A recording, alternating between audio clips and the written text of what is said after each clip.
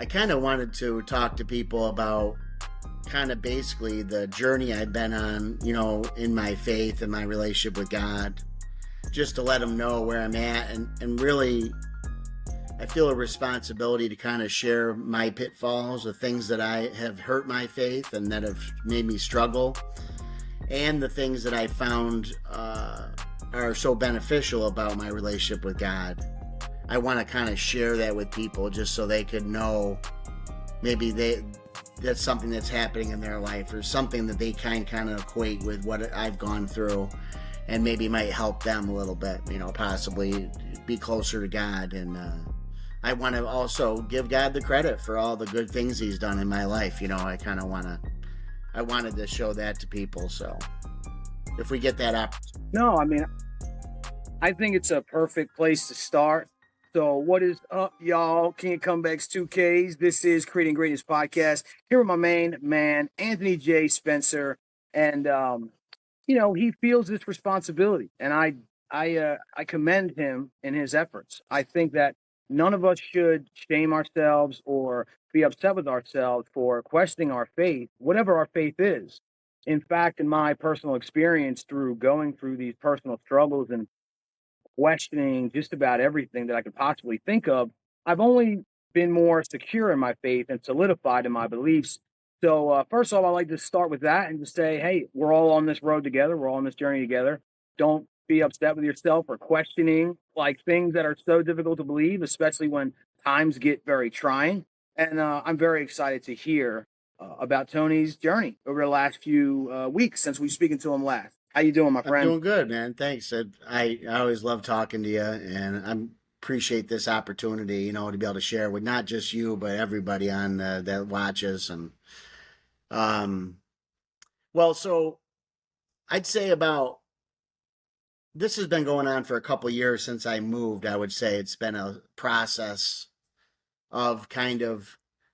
I was very, very close to God, very involved in work in the church and the ministry on the street and the prison, and then over the years, I've gone more and more distant. Some things have happened, and it's hard when you're in the middle of it to try to figure out like what is the problem, like why did I know how much God loved me and feel so close to Him, but then feel distant, and then even questioning whether it's all real in my head, like how could that happen? What's the journey like? And that's different for everybody. And I'm certainly not trying to give myself any excuses, but I think I've narrowed it down because the past about 4 months, I was really distant from God and really saying, I don't know if I want this in my life at all anymore. And I wasn't talking to God. I haven't been praying. I haven't been reading scripture. And, and I noticed first off, a bunch of things that are missing in my life because of the absence of God. And that was, that's startling. And I'd like to share that. But, I was trying to figure out the reason why this all had happened. And it wasn't because I almost died, my kidneys are dead now or whatever. It wasn't any specific thing that happens. I got divorced and that hurt me. That was tough to go through. My dad died and he was in 2005. He's only 61. That was very difficult. But really what's drawn me furthest from God was I have I no excuse for it because God is always good. He doesn't deserve for us to reject him in any way. But what pushed me away from him was basically being angry at God because he didn't change people's minds about him in my life that I love so much. Some of my family, some of my friends, my kids. Like I believe God can do anything and he does all things and everything's in his control, right? So if that's true, then when people that you love don't believe in him and reject him, then it's hard for me to separate his part in that. Because when I think of myself and I think of all the terrible things I've done in my life, all the things I've sinned against God knowingly and unknowingly, all the things I choose that I know was wrong that I chose to do anyways, but yet God has reached out when I was in my mid-20s and totally changed my life. Totally changed my mind about who he was and his position. It changed my whole life. It was like a lightning strike. It was unbelievable. And then I never saw life the way I used to see it was always different after that. But I didn't do anything for it. Like, it wasn't because I'm wise or because I'm a good person or because I am specially holy. It doesn't make any sense. I don't deserve any of that. I don't deserve any of that. God is just and righteous. I don't deserve his mercy. I mean, I don't do anything to earn it. It's God that does that. He's merciful. He's graceful. He gives grace. And so I look around at people that don't believe in him and people that don't understand him and don't care about him. And I go, like, why would I have a relationship with God? Why do I deserve to go to heaven? Why do I deserve all his grace and mercy and understanding and his forgiveness? They deserve it even more. There's people that are nicer, done nicer things. I just can't figure that out. And it started to upset me so much. And there's people that I care about and I love so much, and it's so real to me that I couldn't understand why they didn't want God. And I kept getting more and more upset. And I wasn't as surrounded after I moved by other Christians, people supporting me, people talking to me about God like when you do. You know, you're on your own, and when you're on your own, you're kind of like a sheep or like a deer or gazelle that gets separated from the herd, and Satan can take you out. And so I would say trust in God that He is in control of everything and that nothing happens without His say so. But people also have a choice. People also have their own, free will. Me and you've talked about this, and I can't understand that. It doesn't make any sense to me. But at the same time, it obviously must be true. So I have to allow people their own choices and believe that God has got their best interest in mind. And I took it out on God. I was very upset with him and very distant, and I couldn't take the pain of the people I love not believing in God. And so I figured if I don't talk to God and don't pray and just give him out of my life, then I won't have to feel that pain anymore. But that's not my choice either. I was in a going to kidney dialysis the other day, and the driver, the lady, she dropped everybody off, and I was the last person in the car, and she goes, "Hey, do you believe in the afterlife?" And I was like, "Oh man." So it was this big long conversation, and then I was like, you know what? I can't live like this without God. And I've done this before in my life over and over again. So if you're wondering whether you could trust Tony, you can't. You can't. I'm struggling. I struggle with my faith. It's real to me, but it's also painful. And it's the more real I think it is to me, the more painful it is, the consequences of that faith, the good and the bad. But one couple things I realized that don't exist in my life without God is one is gratefulness. I was thinking about gratefulness. I can't think of a circumstance when you're not grateful to someone. I mean, you have to be grateful to someone. Someone does something nice for you, you're grateful for them, right? Something happens and it's usually caused by someone and you're grateful to them. But like, there's a lot of things like being alive, like eternity, like, love, the love of your family, all these different things that only God provides. Without believing in God or without talking to God, how can I be grateful for all these great things in my life? It's hard to be grateful to some inanimate nature that doesn't care about you at all. Or how can you be grateful for that? It's just random, right? But when you believe that God is creating everything and withholding everything and the whole universe exists within him and he sustains everything, the sun and the planets rotate because of God's will, you can be grateful all the time. You can live a life of gratefulness versus when I'm not talking to God, I'm just a person that's like, oh, well, whatever can happen randomly. Who cares? It's just, who knows what's going to happen. A meteor can hit tomorrow and I'm dead. It's like, it's hard to be grateful. Also, I have a set of morals. I have a set of values that we all do, and when I violate them, it's very difficult to feel forgiven, to feel that you have forgiveness and understanding and redemption and a chance to make up and a chance to go on with your life and feel without knowing God. For me, it's very difficult for me to. I love the fact that I can go to God and say, you know what, God, you saw everything. You saw what I did. You saw how impatient I was, or how ungenerous I was, or how ungrateful I was. You saw how lustful I was. You saw everything. And yet you still love me. You still care about me. You didn't strike me with a lightning bolt. And, I'm not like this little grease stain on the earth now because you have mercy and I have another day of life, and I can make up and I can try to do better. And I'm so thankful for that. So grateful that I can have that. Those are two things in my life that I really care about. Also, when your worldview is that God is the center of everything, then you could be part of His plan and what He's doing. I think you do that with this show. You talk about Jesus. You try to help people live better lives, and when I'm not in touch with God and in a relationship with Him, I miss being part of what He's doing in the world and people's lives. You know what I mean?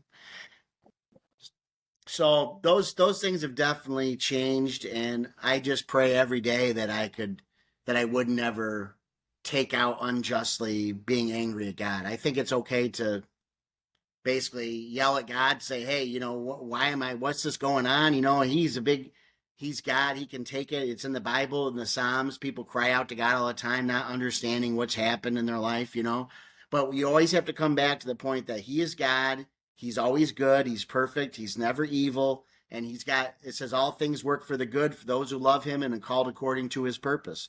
So even the bad things that happen in our life, even the struggles that we have, they're all there pushing us towards God's plan in our life. And I'm really thankful for that. I can't tell you how many times I cried thinking about God's mercy and love for me. So I just wanted to tell people, there is some shame, there is embarrassment when I go through those things. And I hate to ever hurt anybody's faith in God, but I also feel an obligation to be honest about where I'm at. I hope when I say things that means more because I'm trying to be honest about what I really feel and what I'm really going through. Well, I think that it's difficult for you to probably put those things aside, but I wish that you would. I mean, you just mentioned some things like trust. You can't trust Tony. I'm flip flopping on the issues. Sure. Man,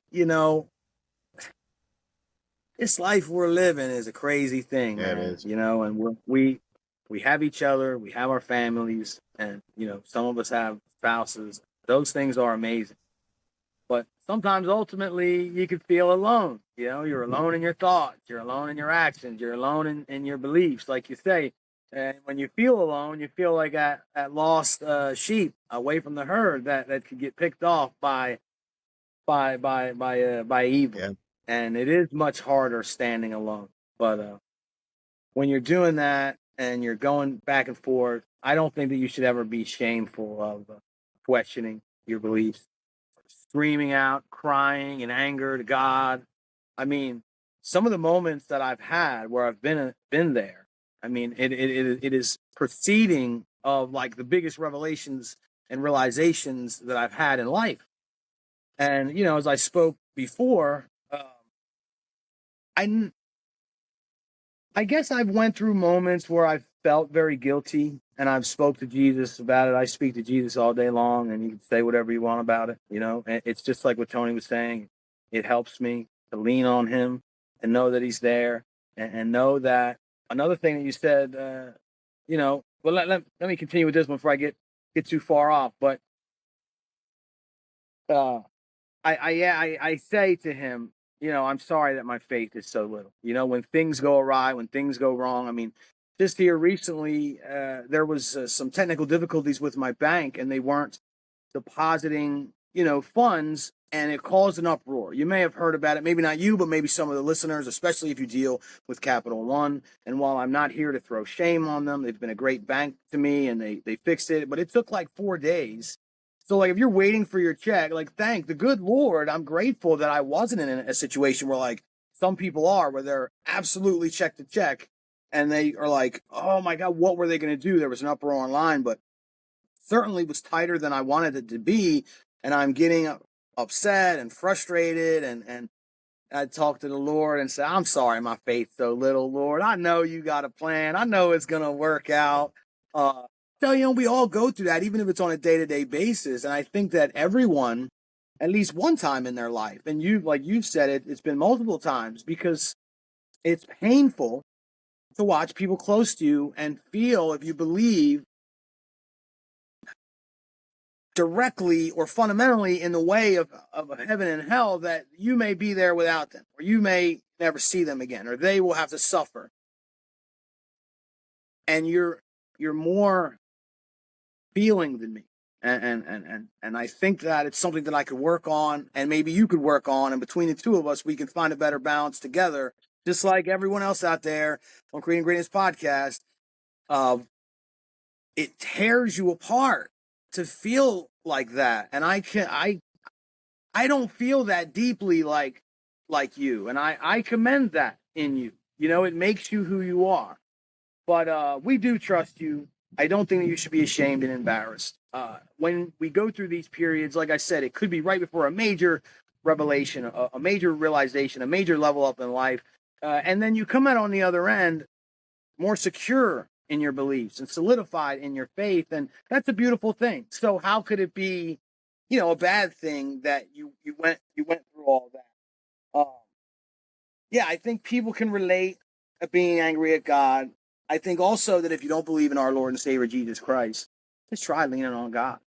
Just try talking to God. Just, especially if you're in nature, you're outside in fresh air. That's why I'm out here. I feel closer and connected to my God. And I just believe in it. Universal energy exists and it flows through all things. I know that there's something greater. Maybe it'll take you in a different direction one day. But if you have that belief, just that one single belief that there is something orchestrating this whole thing, there is something bigger than me, and the belief in that, and have faith in that, to have faith that there's a plan, it's so much peace. It gives you so much peace throughout the day, although that God's plan can be a roller coaster of a ride. Like you said, you're confused. God, what is happening? Why is this happening? What is happening? Make me understand it. Help me see clearly. It's one of probably the most reoccurring themes in my prayer. My prayers are clarity. Like, I want to see things clearly so that I can understand your plan for me and I can act accordingly. But even with the clarity that the good Lord provides, I'm still very much confused on a lot of issues and problems and things that arise in my life.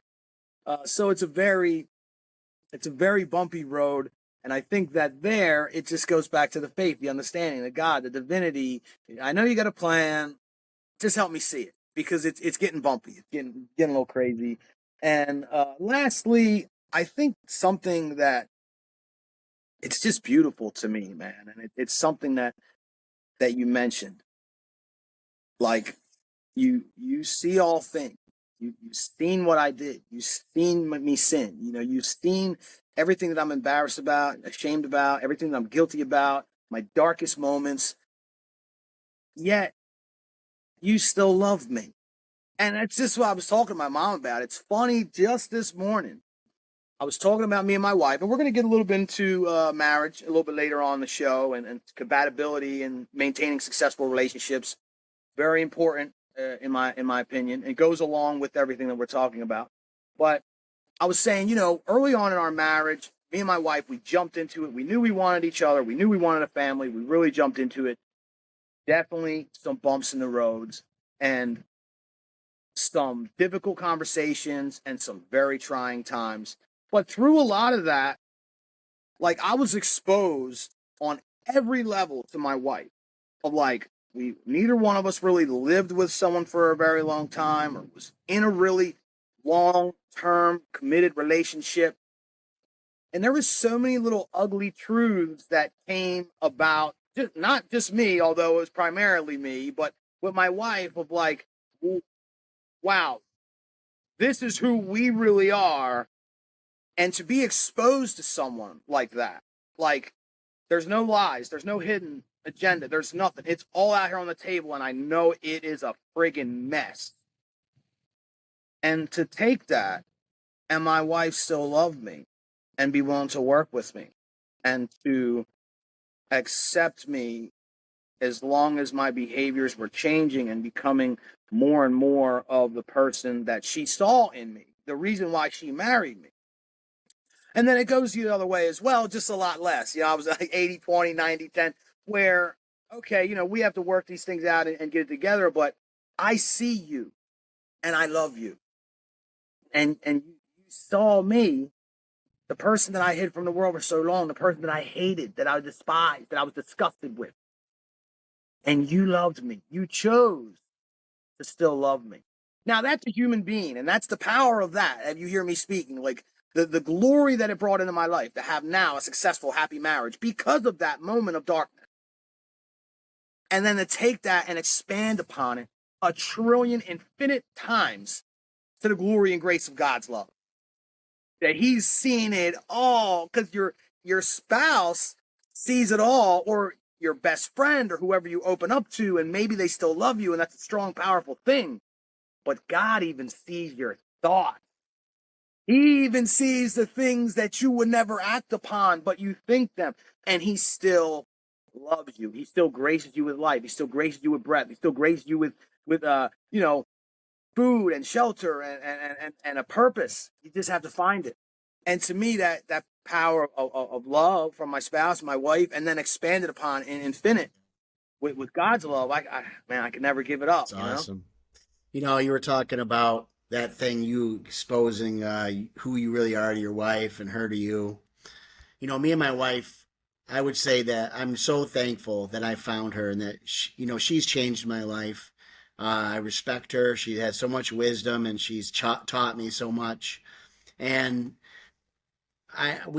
our relationship is one of the best things in my life. And it's so amazing that, because I feel like for the first time in my whole life that I can be really me, and she still loves me, and I can trust her that she's going to love me no matter what. And she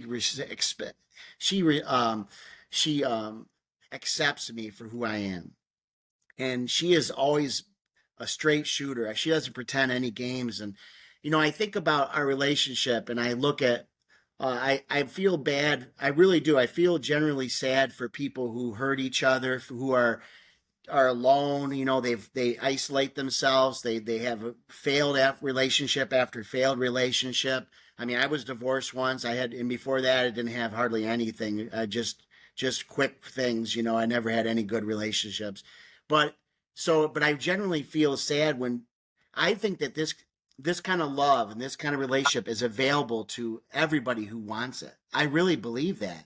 And people are like, what? No, I'm telling you, it's what you do in the relationship that makes it good like that. It's not, I want this perfect relationship where we love each other and we respect each other and we help each other, and I just got to find that perfect person. I'm sorry, you're crazy. You're deluded, man. And that's too bad, because what could happen is if you learn that you're not perfect and that you got a lot of shit that people have to accept, and then you realize that she's like that too, and you say, you know what?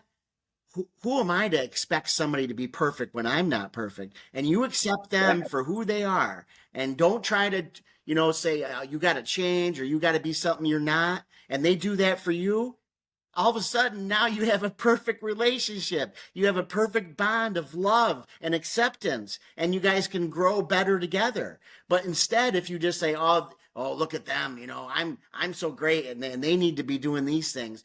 They're out of here. I'm getting somebody else. I'm going to get somebody else. There's always somebody else that's better. My wife calls it her 80-20 rule.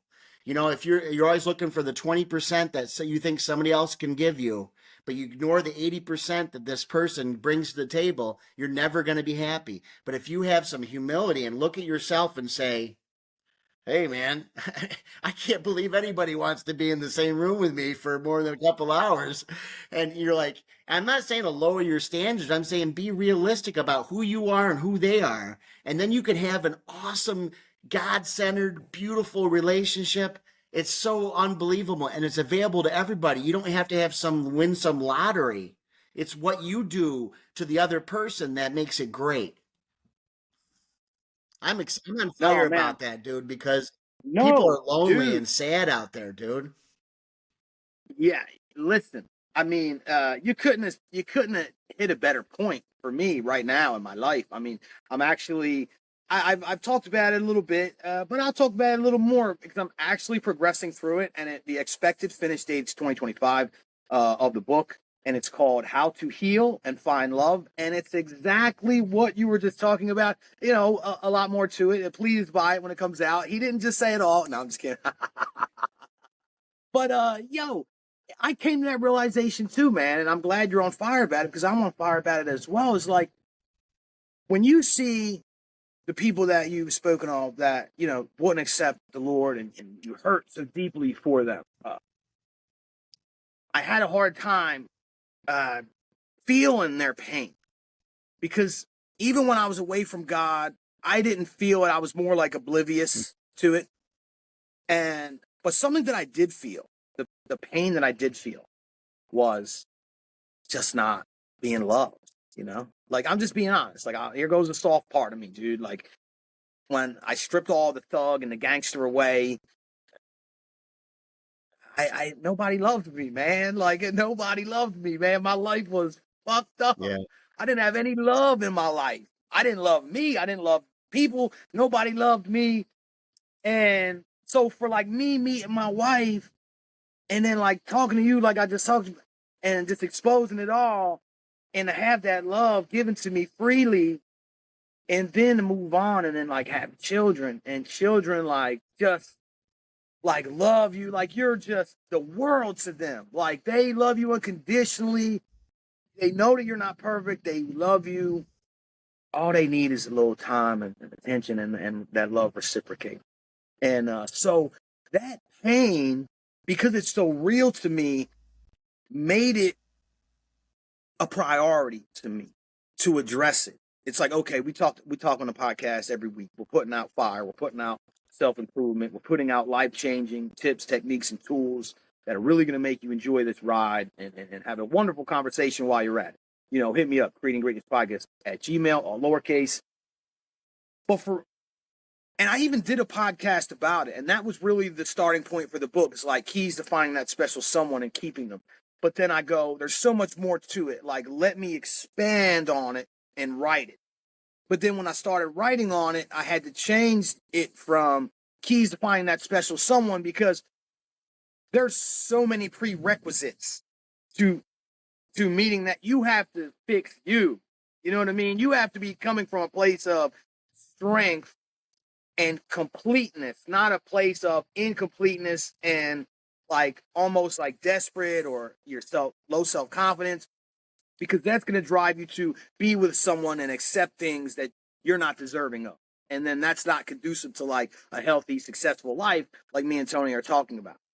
But in that area, as you move forward, that 80-20% rule that your wife has is absolutely amazing. I've never heard about it put that way, but it's something that I've held true in my mind. In fact, I may have to give her a little bit of royalties. I'm going to put that in there. Having that thought of like,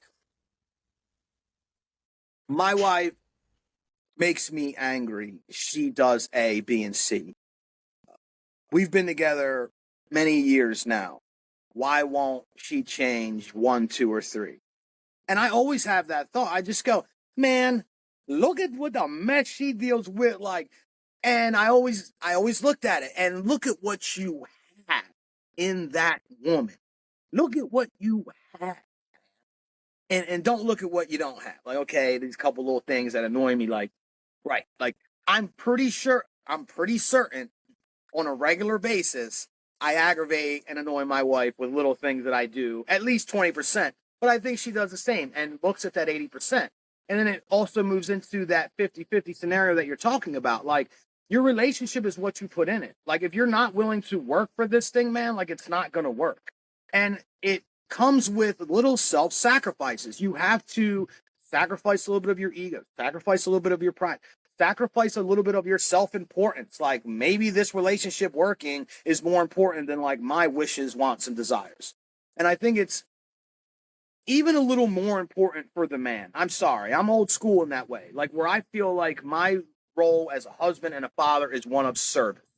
So, like, I am sacrificing on a very regular basis, like, everything that I want, wish, and desire for the sustainability, longevity, and, you know, health of my family. Now, don't get it twisted. There's a huge benefit to that mode of behavior. And this is what I try to tell younger men is like, don't come into a relationship going, well, I'm the king and you have to treat me as such. Like once you start behaving like a king, righteous, pure, benevolent, a life of service and servitude, that you're always looking out for the benefit of your family or your team or your community above the needs and wants and wishes and desires of yourself. And when you do that and everyone's healthy and everyone's happy and everyone's thriving, you're going to get treated like a king, man. I mean, when I say, hey, we're going to do this. I want to do this or I want that. I get it. And I get it in style. I get all the best foods prepared for me. I get my feet up. I get my kids running and getting my slippers if I need be. But it's because of those hours, weeks, and months spent in servitude. Like I get treated like a king in my house. I get treated with the utmost respect. I am the leader, the leader of the family, the patriarch. Yeah. Thank you. And I'm viewed as such. And I never asked for that. I behave in the way I behave and I receive it. And when I receive it, I take note of it and I feel good because I don't feel like I'm getting it in a manipulative way. I feel like they're doing this because they love their father, or they love their husband, and it's because I deserve it. So, that's everything I got on that. So if you got something, let's go, or we can move on. Yeah, well, I just wanted to say, have you ever heard the term servant leader? Yes, I have heard that term. I mean, if you look at the Bible and you look at the way Christ came, I mean, everything was created through him, by him, and for him. When he came to earth, did he come to rule as a king? Did he come to have everybody bow down to him? No, he came to die. He came to serve. He washed the disciples' feet. He gave his life as a ransom for our sins. That God in the flesh came to serve. So when he says men be leaders, right? He's not saying men, I want people to treat you like you're a special king. Like in the Bible, there's all these kings that lord it over everybody. They want all the gold and all the power to themselves. They want to be hailed as king. But even God himself acts as a servant. And if you're a leader, you're supposed to be serving. That's a leader's job. You serve. You do what's best for everybody. You do what's right for everyone because that's your responsibility. People say, and then just even the other way, when sometimes people get mad about the roles that God has assigned men and women. He doesn't think women are less than men. He doesn't think men are better than women. But men have a certain role as leaders and guiding the family, and women have a role as a support. And the thing is that they're both equally valuable and they can't be done without each other. So a man isn't a man. When a man says he's a leader, right, and God puts him in place, what God is saying is that you are responsible. Not that you're entitled. He says you are responsible. I'm going to hold you responsible for your family. I'm going to hold you responsible for everything I've given you because you're a leader. So now you're on the hook. Who wants to be on the hook? A lot of people want the privileges of what they consider as a leader. I used to always want to be a manager. I was a manager for 14 years at a pizza place. I was like, I want to be a manager someday. And then as soon as I became a manager, I was like, oh man, it was so much easier when I was just a pizza guy. I didn't have all this responsibility. I wasn't getting my butt chewed out in the office all the time. Everybody wasn't mad at me and angry at me for things maybe I couldn't even change. But that's part about being a leader. So if you really want to be a leader, then you're going to be held responsible for the outcomes.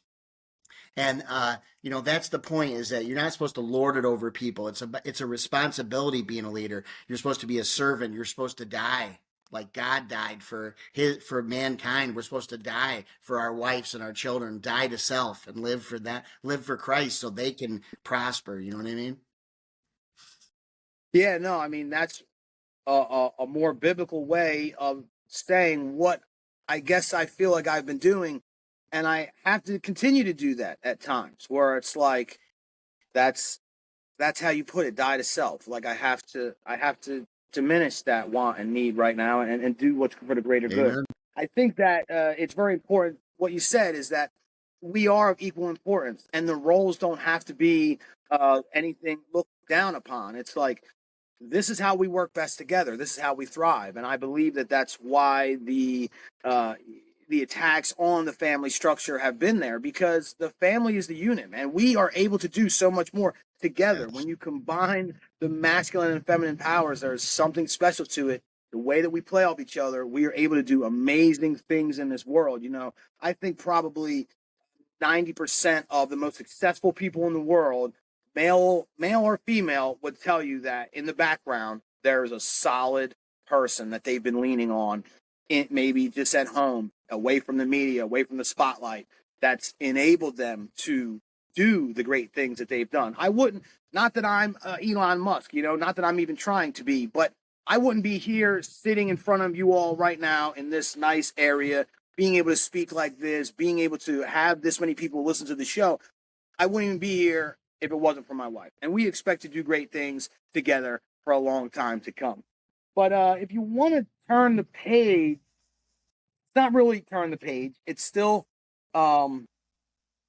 wife, marriage, compatibility, mixed in with a little bit of a moral dilemma. I'm going to kind of speed through it so that we can get to the meat and the potatoes of the argument, which I believe is not the argument, but which is the best way to operate, with the brain or with the heart, and how do we handle moral dilemmas. But obviously this one is a very fantastical way of putting it, but it does break down to some common sense. As you all know, if you listened to the last episode, I just got back from Arizona. I do apologize about missing the week with the episode, but we're going to double up here. That's why we're here today, to hit you with that double to make up for it. And if you listened a few weeks ago, you heard me going through some tough times. It was sort of like just what Tony was experiencing with the questioning his faith. But me, it was just like questioning my purpose, my motive, like my motivation, like being able to get up and do the things that I do every day to create greatness. I didn't create any greatness for a whole 2 weeks. It was awful. You were there. You listened to the episode. It wasn't that good. But this one's great. And something that I added back to the scenario, I started doing things that I wasn't doing. I started doing things a little bit differently. But I went back to reading. I stopped reading because after I went on this surge of self-improvement, I was just like a sponge, read all these self-help books and motivational books, and despite who it is or how it's being said, it can be get a little bit repetitive.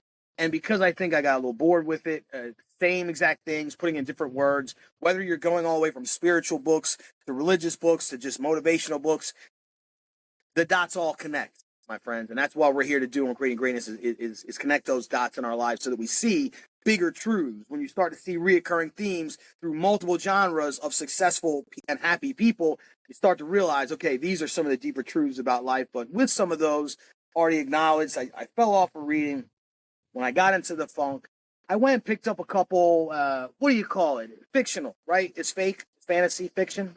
I get them confused. Yeah, me too. Non-fiction No, is it's true. fiction. Yeah. Yeah. I picked up some fiction, some wizards and all that crazy stuff. I get into it. It's pretty fun. So the author's name's Mark Lawrence. I've read quite a few books of his. So I picked it up. And in the book, there's a Viking and a young prince. The prince is very foppish, rich, a womanizer. He's been entitled. And so they go off on this mission, and they end up finding Loki's key, the door into death. Before this all happens, the Vikings family gets totally wiped out. Wife, children, all of them.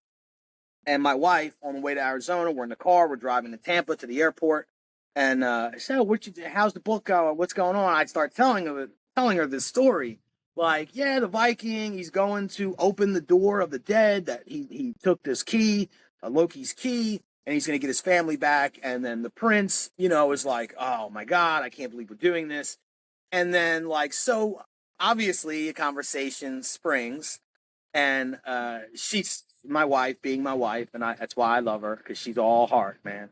She says, oh yeah, I'm going. Why is he upset? I'm going to get my family. Right. And I go, yeah, I certainly can understand that perspective. I go, but what about the fact that if you believe that when you die, you go to a better place, you believe that, you have faith in God, you believe that, why I may not believe in the physical representations, or I'm not exactly really sure what heaven is. But what I do believe strongly within my heart is that, like, our soul, our energy will not die, and it will move on to a place that may be better than this. Now, better is to be examined as well, because if we were souls and we were energy, we sought this body. We wanted to be in this body. We wanted to experience the things that we get to experience here in this world, you know? The touch of a loved one, the taste of a delicacy, the excitement of victory, and all these different wonderful aspects of life. So better is, it's hard to say. But once again, we're moving into this sort of philosophical sphere. So that's just another note I have to it. So I'd say, so you're pulling your family out of somewhere that may be better. You're opening the door to the dead that may cause the whole world to end, or the zombie apocalypse. You may get some sort of pet cemetery situation where your family is not your family. They've been different places. They've seen different things. They're not the same being. So, like, I'm going down all these rabbit holes because, like, that's what I do, and that's probably what you do as well. My wife didn't go down 0 rabbit holes. I'm going. And the funniest part about it, I mean, it's funny because it was very minor and mild, is I think she gave me a silent treatment for about 5 minutes in the car because I wasn't going into hell to get my family. I'm brave. I'm strong. I love my family. I love my loved ones. But I can't help but think of creating more death and destruction, and not even being able to, enjoy my family than, but that's not something that she wants to hear. So it opens up an interesting conversation of, like, moral dilemmas and what is the more beneficial, because it could be logical, be pragmatical, but not if you're coming from the heart. But what is the more beneficial mode of handling a moral dilemma? Like, if you have any thoughts on that, and we'll move into the rest of the stuff that we talked about on the phone. Well, we were laughing about this, and it's funny. What's interesting about it is, I think it boils down to how a person wants love expressed and what they think, the crux of what love is. What is love? Okay, so I took what I usually take, which is a biblical view of love. And if you look at a biblical view, now I'll say off the bat that there is times, that I think God created emotions, God created attraction, He created sex. So there is an element that God wants you to be in love, like a romantic type of love with your wife, and vice versa. It says, you reserve each other's bodies for each other, and so there's a romantic part that exists, and that God isn't absent from that. But love in the Bible is an action. Love is doing the best thing for a person at the best time, at the most times, whatever's best for them is doing what's best for them. It's actions, it's steps you take. God acts to us. He shows that He's loving. God is love, it says, by how He acts towards us. He's righteous, He's holy, He's merciful, He gives grace, right? And He died for us. Those are actions. And He calls us, and love is patient, love is kind, love doesn't boast. It doesn't hold things against each other. Those are actions. And so, there's a lot of romantic love in the world. We look at movies, you listen to songs, you look at the way people want to be taken up with emotion, and you could say, I love you, and feel this way. But when a person's breath in the morning, you smell that, or or they've done something that pisses you off for the millionth time, or they can't, they're petty about something, but you still do what's right for them. You still love them. You still fulfill your promises. When you say, I'm going to be with you forever, you don't walk out the door. When you can be counted on in the hardest moments to be there for that person, that is what I think is love. And that is what the Bible says love is. Love is actions. And it's not this romantic notion. And I think we talk about it and it sounds trivial, but I mean, how many people have been hurt by this romantic notion that love is just a feeling? How many people have gotten married or made promises or betrayed each other? Or I mean, how many people have had affairs on their spouses because they were in love with somebody else that they didn't even hardly know? They confuse love and lust. It's feelings are created by God and they're good, but they're also deceptive. It says, you know, the heart is deceptive above all things, the Bible says. You gotta, when you have a feeling, you better check that with, is this right or wrong, before you give into it. Because we have a sinful nature, we have a fallen nature. It's in us, part of us, is because we're human, and we can be deceived by our emotions. So I mean, you know, I don't recommend any guy tell their wife, you know, like, well, I, I don't want to, I'm not going to be mushy with you, or I'm not going to show this affection to you, but, well, I prove it by my paycheck I handed you, or, or something. I think you're going to get a very good response that way. I think that's pretty stupid, honestly. That leads me to a second point, which is we read a book years ago. It was in a marriage retreat. It was called Love Languages, it was called. And it was basically, the idea was that we all express love in the way that we wanted it expressed to us.